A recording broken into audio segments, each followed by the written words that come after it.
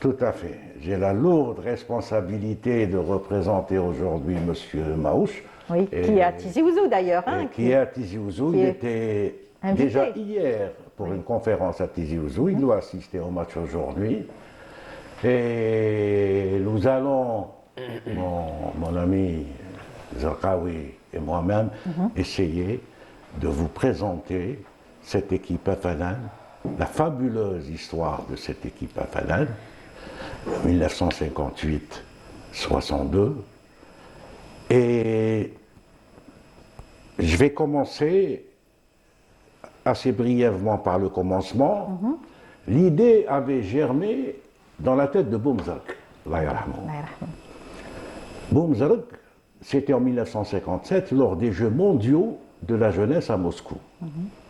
Une équipe algérienne était représentée et le docteur Moulay de Saïda, qui était à l'époque en charge des étudiants algériens à Paris, avait chargé Boumzark de constituer cette équipe.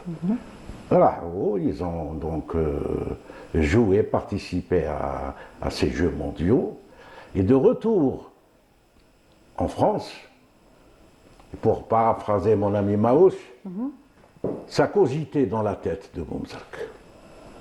Il voulait créer une équipe nationale algérienne composée de joueurs professionnels. Oui, professionnels. C'était pas rien. Oui.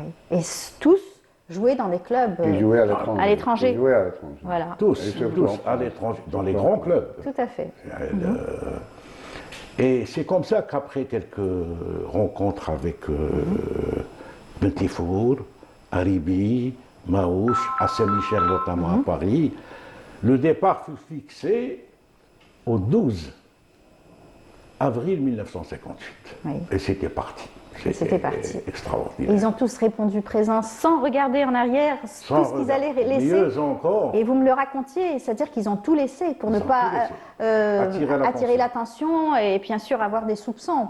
Oui. Tout à fait. Les comptes en banque, il ne fallait pas y voitures, toucher, voilà. les voitures. Leur famille aussi, pratiquement. Hein. Tout à fait. Et ça a été très courageux, un acte très courageux. Aujourd'hui, ils ont fait ce qu'ils devaient faire peut-être parce qu'ils avaient ce nationalisme très fort et ils n'ont jamais regretté. Bien au contraire, ils ont été la fierté de bon nombre d'Algériens. À chaque fois que la question leur était posée, ils disaient que s'ils étaient à refaire, ils le referaient. Oui. Chaque fois. Oui. Ça a été pour eux aussi une expérience extraordinaire. Ils ont sillonné le monde et pour représenter l'Algérie combattante à l'époque. Et à chaque rencontre, ils exigeaient que le drapeau algérien soit levé. Bien sûr. Avant chaque rencontre. Oui. Et ça a été un symbole fort pour eux et pour le peuple algérien. Et ça a été un exemple pour toutes les nations du monde entier d'ailleurs.